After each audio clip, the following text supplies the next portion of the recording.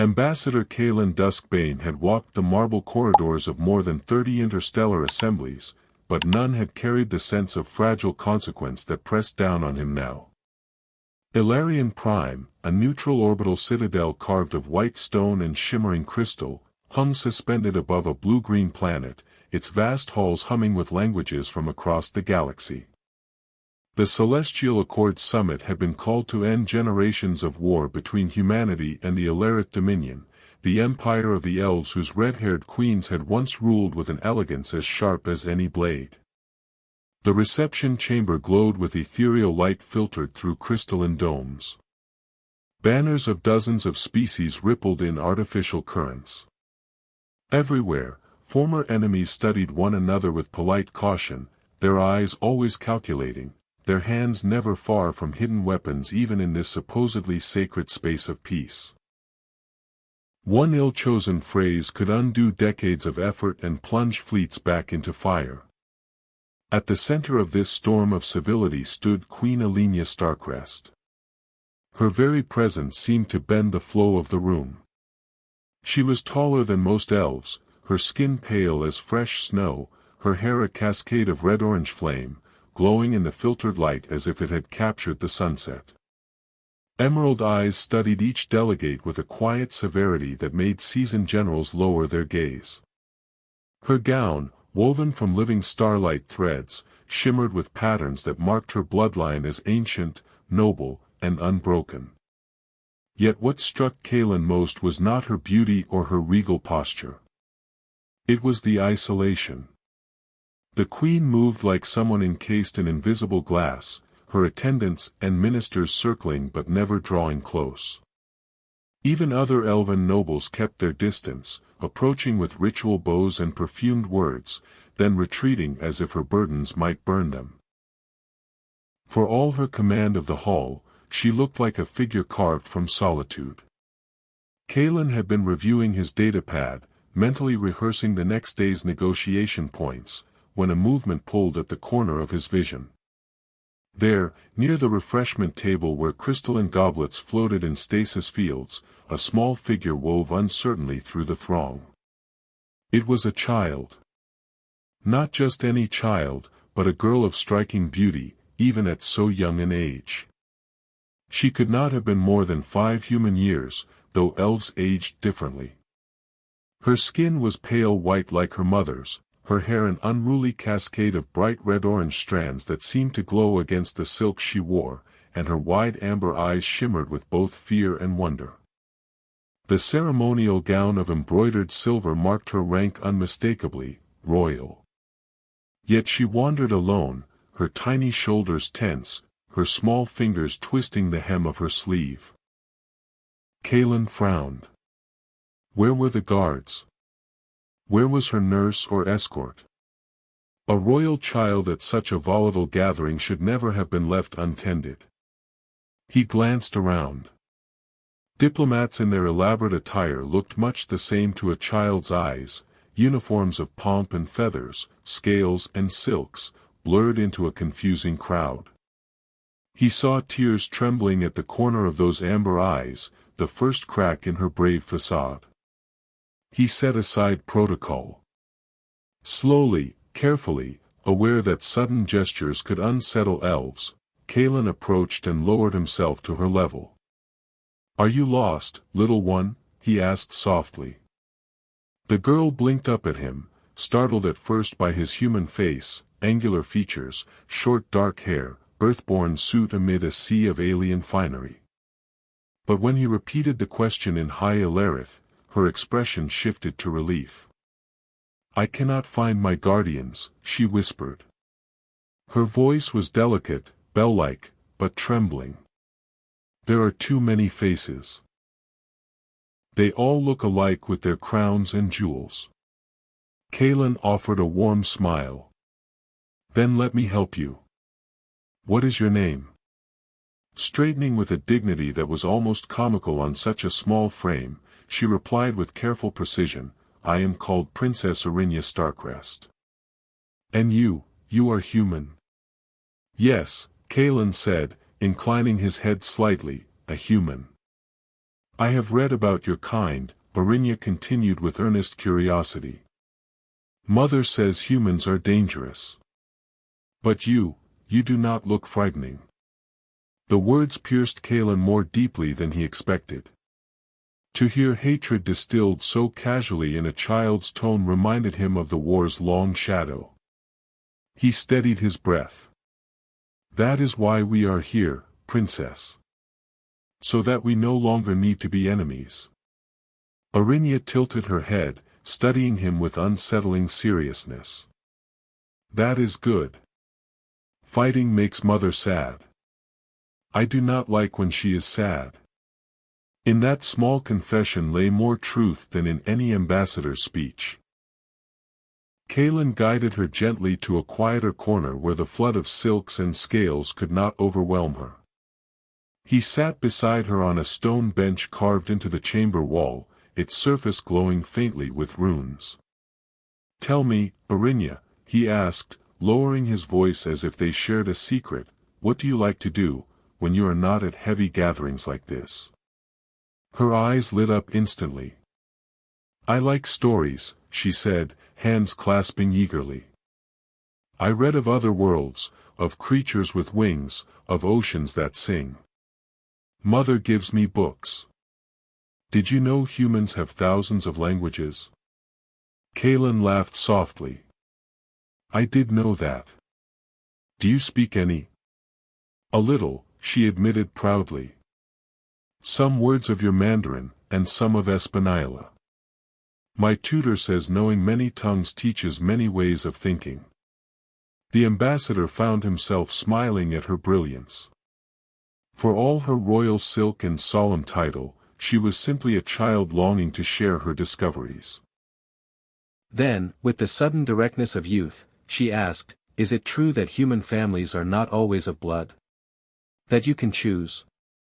Kalen nodded. Yes. Through adoption, through marriage. We believe love makes a family as much as blood does. Orinia blinked, astonished. Elves are always bound by bloodlines. I never thought of another way. The child's wonder touched him deeply. He could see the gears of her young mind whirling, already challenging traditions older than empires. At last, her gaze softened. My father died in the war, she said simply, the words delivered with a clarity that made Kalen's chest tighten. Mother says he died protecting our people. She says I should be proud. But I would rather he was here, to tell me stories. Kalen swallowed hard, his heart aching for her. I am sorry for your loss, Princess. She nodded with a solemn dignity that did not belong to her years. Then, almost timidly, will you stay with me? Just for a while. Until Mother finds me. Kalen felt a stirring he had not expected at this summit of treaties and speeches. A sense that this meeting, accidental though it seemed, was the first chord of something larger than himself. He settled beside her, watching the star-flecked light ripple across the chamber, while the hum of diplomacy carried on at a distance. And from across the hall, unseen by Kalen, Queen Alenia watched. Her emerald eyes, sharp and guarded, had softened in surprise. She saw her daughter, her only child, resting at ease beside the human ambassador, confiding in him with trust she seldom offered anyone. For the first time in years, Alenia allowed herself to hope that perhaps peace was possible, not because of documents or signatures, but because a child had chosen to sit beside a stranger and call him friend. The following day, the summit chambers opened again with ritual ceremony. Choirs of crystalline tones sang the anthem of peace, while envoys in their finest garments arranged themselves along the gilded tiers. Kalen Duskbane moved among his delegation, carrying himself with diplomatic poise, yet his thoughts lingered on the little elf girl who had found him the night before. He had expected never to see her again, royal wards were usually cloistered away, but part of him hoped. And as if summoned by that hope, he saw her. Princess Orinia Starcrest, bright hair tumbling in a halo of fiery orange-red, had slipped free of her attendants again.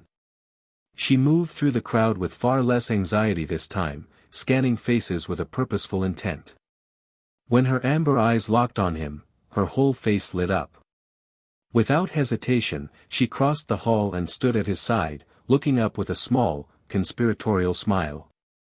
"Good morning, Ambassador Kalen," she said in deliberate, carefully practiced standard. He bowed his head slightly, matching her seriousness. "And good morning to you, Princess Arinya." Her lips curved upward. "You remembered." "I could hardly forget," he replied. Together they drifted toward one of the balcony alcoves that overlooked the vast interior gardens of Alarian Prime. The gardens shimmered with floating blossoms, glowing fish gliding through the air as though the chamber itself were an ocean. Here, away from the clamor of debate, Arinya lowered her voice as if ready to share another secret. "Ambassador, why did humans and elves fight for so long?" Kalen inhaled slowly. How could he explain centuries of mistrust, raids, and wars to a child? He sought words that would neither frighten nor lie. Sometimes, when two peoples do not understand one another, they grow afraid. And fear becomes anger. And anger becomes war. Arinya tilted her head, fiery strands brushing her shoulders. "That sounds foolish." Her innocent judgment landed with more power than the most polished speech. Kalen smiled ruefully. "It is foolish. That is why we are trying to change it." She studied him in silence, then nodded, as though satisfied with his answer. "If all humans are like you, then peace will be easier." His chest tightened at the unexpected praise. Few adults, let alone royalty, had ever offered him such earnest trust. As they spoke, murmurs rippled around them. Diplomats of many species had begun to notice the unlikely pair, the human envoy conversing intently with the elven princess. Some frowned, others whispered, a few even smiled. Among them, in the shadows of the upper gallery, Queen Alenia Starcrest watched again. Her green eyes narrowed, not with disapproval, but with keen interest. Kalen saw none of this. He listened as Arinya peppered him with questions, about Earth's oceans, about human families, about whether stars were hotter than dragon fire. Each question sparkled with curiosity, and each answer drew them closer into the easy rhythm of genuine conversation. When the bells rang to summon delegates back into session, an entourage of elven officials finally approached. Their robes shimmered with sigils of authority, their expressions taut with a mix of relief and suspicion. "Princess Arinya," one said, bowing stiffly, "your guardians have searched the station for you." At once, the girl's composure shifted. Gone was the carefree child, in her place stood a young royal, chin lifted, voice calm. "I became separated from my escort. The ambassador was kind enough to offer company." The official's eyes flicked toward Kalen, measuring him as if he might have orchestrated the encounter for advantage. Before Kalen could respond, a new presence cut through the air. The atmosphere shifted as courtiers straightened and fell silent. Queen Alenia approached. The queen's gown trailed light like comet fire, her every step a study in grace. Yet her gaze was not on her attendants, nor the diplomats, but on her daughter. "Arinya," she said softly, and in that single word Kalen heard the tension of relief, authority, and motherly love bound together. "You have caused great concern." Arinya bowed her head, though her eyes shone with affection. "Forgive me, mother. I was speaking with Ambassador Kalen, about friendship." Only then did Alenia's gaze shift to him. Her emerald eyes pierced with such weight that Kalen felt as though he were standing before judgment itself.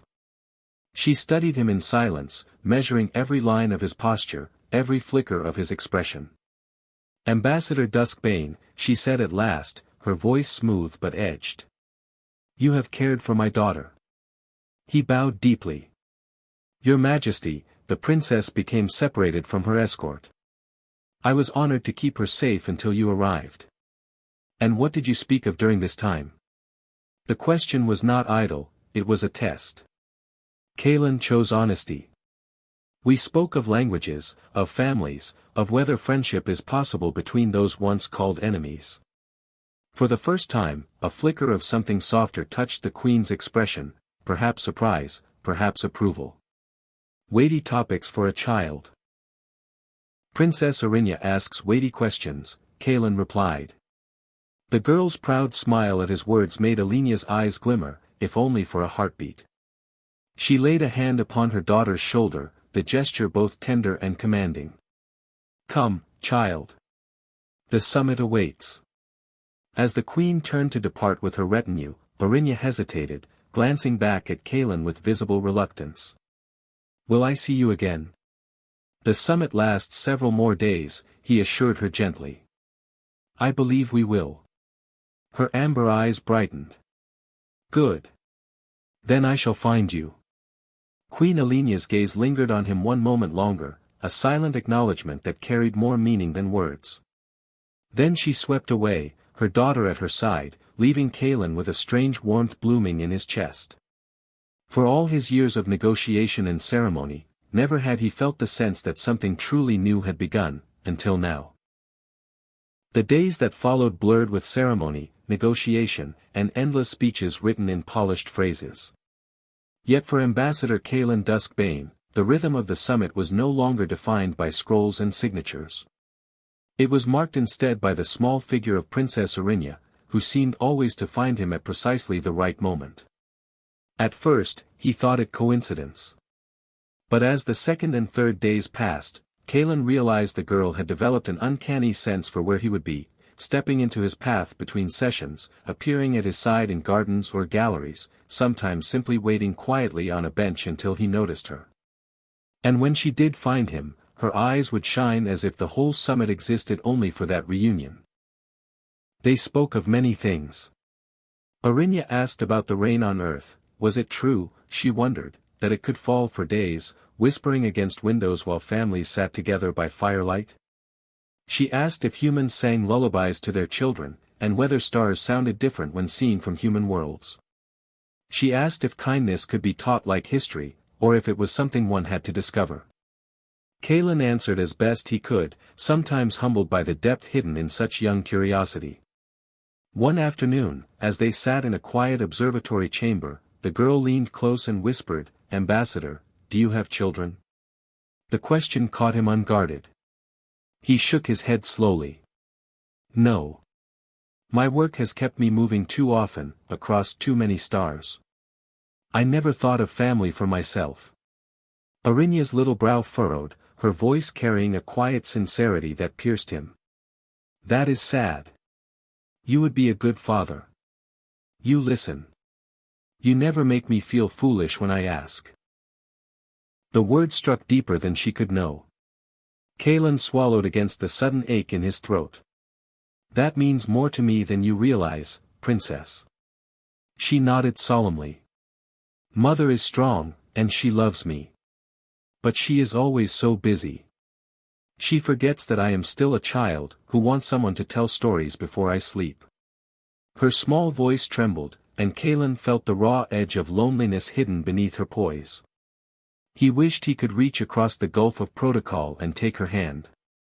Instead, he said gently, then perhaps I might tell you a story, if you'd like. Her amber eyes lit like twin lanterns. Truly. You would. I would be honored, Kaelin said, meaning it more than he expected.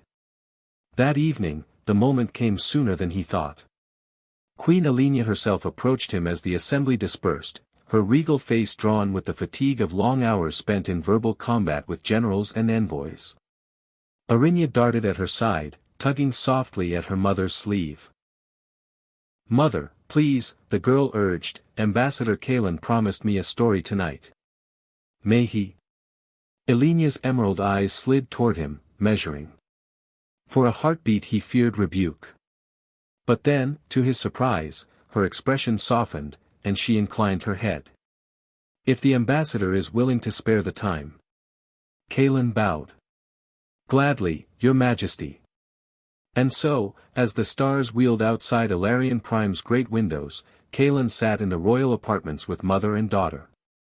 The chamber glowed with warmth from living crystal sconces. Orinia curled at his side, her fiery hair tumbling across silken cushions, eyes wide with expectation. Even Queen Alenia, though at first distant, settled gracefully opposite, her gaze keen with a quiet hunger she did not name. Kalen cleared his throat, recalling fragments of a tale his own father once told. "This is not a story of emperors or generals," he began. "It is the story of a girl, ordinary, but brave, who saved her village not by sword or magic, but by teaching her people to share what little they had, rather than fight." As he spoke, Orinya leaned closer, her breath catching with each twist of the tale. Her mother listened too, not just to the words, but to the way her daughter glowed beneath them, alive in a way Kalen suspected Alenia had not seen for years. When the story ended, Orinya clapped softly, her voice bubbling with delight. "She was clever. And kind. That is the best kind of bravery." Kalen smiled. "I believe so too. Another tomorrow?" Orinya asked at once, looking hopefully between him and her mother. Queen Alenia held his gaze across the lamplight. For once, the severity of rule melted from her eyes, leaving only the weary tenderness of a mother who wanted to say yes. "If the ambassador wishes," she said at last. That night, after Orinya was carried away by her attendants to bed, Kalen lingered in the quiet chamber with the queen. For the first time, silence between them was not heavy but companionable. "Ambassador," Alenia said softly, "I have watched you with my daughter. You give her what I cannot, time. Attention. The chance to simply be a child. Since her father fell, I have given her only preparation for the throne." Kalen's voice was low. "She deserves both. A queen to guide her, and someone to read her stories." Alenia's lips curved, faint but genuine. "You speak as though you know the heart of family better than some of my own kin." Kalen did not answer, but his heart told him that something profound had begun, something no treaty could contain. The summit's final day dawned beneath the shimmer of Ilarion Prime's crystalline domes.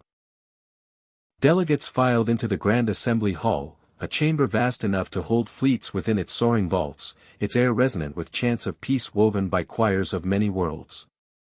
Today was meant to be triumph, the moment when words replaced weapons, when signatures turned centuries of blood into a fragile promise of harmony. Ambassador Kalen Duskbane stood among the human delegation, his posture outwardly calm, though his thoughts drifted again and again toward a single figure. Princess Orinya had been absent for the past 2 days, kept to her quarters by fever. He had missed her presence, her questions, the way her laughter loosened the chains of diplomacy. Now, as the chamber filled with light and ceremony, he glimpsed her at last, seated in the royal section beside her mother, pale but present, her fiery hair cascading over a gown of silver threads. She looked fragile, her amber eyes too wide for the formality surrounding her. The hall quieted as Queen Alenia Starcrest rose to speak. She moved like a living flame, her red-orange hair catching the crystal light, her pale face composed in serene strength. When her voice carried through the amplifiers, it seemed woven of both command and music. "Today," she said, "marks not only the end of battle, but the beginning of understanding. Peace is not the absence of war, but the presence of kinship between those who once feared each other. If we can see one another not as strangers, but as companions, then even the wounds of centuries may be healed." The delegates nodded, some with sincerity, some with calculation. Kalen listened, but his eyes remained on the princess. Orinya shifted in her chair, her small hands clenching the arms until her knuckles turned white. Her breathing quickened. Kalen recognized the signs at once. The panic of a child overwhelmed by spectacle, the storm of fear rising behind brave composure. Without thought for protocol, Kalen stepped quietly from his section, threading through the rows toward her. He meant only to be near, to steady her from afar. But the moment her eyes caught sight of him, relief burst across her face. Then, in full view of 1,000 dignitaries, she slipped from her chair and darted away from her startled guards. Silks trailed behind her as she crossed the polished floor, running straight into his arms. Kalen caught her, lifting her small trembling body against his chest. Her breath came in quick bursts, her fingers clinging desperately to his jacket. And then, in a voice clear as crystal and amplified by the stunned silence of the hall, she cried a single word. "Father." The word struck like a comet. Conversation died. The entire assembly froze. Kalen felt his heart stop. In elven tradition, words of kinship were never spoken lightly. To call one father in public was no mere slip of affection, it was an acknowledgement of bond, binding and profound, carrying weight in law and custom alike. Gasps rippled through the chamber. Diplomats turned with wide eyes. The human delegation stared, torn between awe and alarm. The elven officials stiffened, their expressions a storm of shock, confusion, and calculation. All eyes fixed upon Queen Elenia. She stood at the podium, frozen mid-sentence. Her emerald gaze locked upon her daughter cradled in the human ambassador's arms. For a breathless eternity, the hall seemed balanced on the edge of collapse. A single word from her could undo everything, peace, diplomacy, even Kalen's life. Kalen bowed his head slightly, bracing himself for rebuke. But Arinya clung tighter, pressing her cheek into his shoulder with the fierce trust of a child who had chosen her truth above all else. Then Elenia smiled. Not the polished smile of a queen, not the courteous curve meant for assemblies, but a smile raw and radiant with motherly love. Her voice, when it returned, carried clearly across the vast chamber. Indeed, she said, Ambassador Duskbane has shown himself worthy of such a title. He has offered my daughter patience, kindness, and care beyond the reach of politics. In our tradition, family is forged not only of blood, but of devotion. Today, before all, I honor the bond my daughter has chosen. The hall erupted, not in chaos, but in a tide of astonished murmurs, shouts, gasps. For some, outrage, for others, wonder. Kalen could hardly breathe. He looked up, meeting Elenia's gaze across the gulf of delegates. In her eyes he saw not calculation, but acceptance, and something deeper, something he dared not name. Arinya lifted her face from his shoulder, eyes shining with relief. Does this mean you will stay? That you will not leave me, Ambassador? Kalen swallowed the lump in his throat. He turned toward the queen, the only one who could answer. Elenia's voice was quiet, but amplified by magic so that all heard, if he wishes it, then yes. Let him stay. Let him stand not only as envoy, but as family. For is that not the truest proof of peace? The chamber filled with thunderous voices as factions argued, records were inscribed, histories rewritten in real time. Yet Kalen heard none of it. All he felt was the child in his arms, the weight of her trust, and the queen's gaze holding him steady as if the three of them alone occupied the hall. In that instant, he knew, no treaty, no alliance, no speech could rival the power of one word spoken by a frightened, honest child. 6 months later, the corridors of Alarian Prime no longer echoed with tension but with laughter. The summit had ended in more than signatures and ceremony, it had birthed something alive. Where once suspicion had stalked every hallway, now children of many species ran side by side, their voices weaving a new harmony that no treaty could have written. Ambassador Kalen Duskbane stood at the tall windows of the newly founded human, Ilarith Cultural Center, gazing down at the gardens where small figures darted between glowing trees. Human children and elf children played together in the pools of shifting starlight, trading words in each other's languages, inventing games without borders. For the first time in generations, the future looked unburdened. Behind him came a delighted voice. Papa. He turned just in time to see Princess Arinya, her fiery orange-red hair flying like a banner as she rushed into the room. She threw herself into his arms with all the fearless affection of a child certain of love returned. He scooped her up, breathing in the faint scent of blossoms clinging to her silks. Mother says the council approved 10 more schools, she announced proudly. We will need many more teachers who speak both tongues. Can I help choose them? Kalen chuckled, setting her down but keeping a hand on her shoulder. You may certainly make recommendations, little princess. But perhaps let the counselors handle the hiring. Her amber eyes gleamed mischievously. Professor Thelos says I already argue better than half the ministers. I believe him, Kaelin replied with mock gravity. A gentle laugh sounded from the doorway. Queen Alenia Starcrest entered, her regal poise softened by the faintest curve of amusement. Her red-orange hair, tied in a single braid that shimmered with jewels, caught the afternoon glow. I see our daughter continues to practice diplomacy by way of mischief, she said. Arinya grinned. Papa says mischief is a kind of honesty. Kaelin raised his hands in surrender. I may have said something like that, though perhaps not in front of the queen. Alenia crossed the chamber, her long gown whispering against the polished crystal floor. Without hesitation, she stood beside him, her hand brushing lightly against his arm. Months of shared evenings, stories, and decisions had transformed the formal distance between them into something warmer, steadier.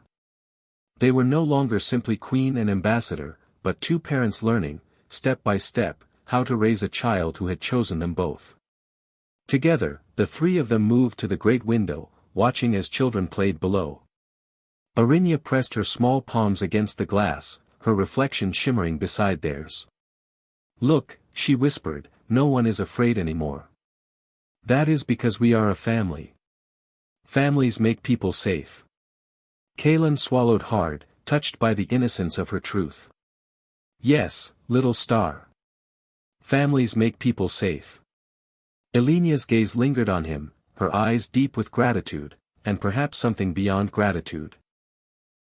It is strange, she said softly, how all the speeches, all the negotiations, all the ceremonies, and yet what changed everything was a single word. Kaelin nodded, remembering the way the hall had fallen silent when Arinya had called him father. Sometimes a child's honesty does more than 1,000 treaties. The queen smiled, not her practiced courtly smile, but the same radiant one she had worn that day before the galaxy. She reached for Arinya, drawing her close, and together they stood framed against the starlit gardens, an unlikely family, forged not by politics or tradition, but by the courage of a child's heart. Outside, the twin suns of Ilarion dipped toward the horizon, painting the crystalline spires in shades of rose and gold. Kaelin felt the weight of history press gently upon his shoulders, not as a burden, but as a promise. Whatever storms awaited among the stars, they would face them not alone, not as rival peoples, but as a family bound by love. And in that bond lay the truest hope for peace. And so, dear listener, what began as yet another interstellar summit ended in something far greater than policy.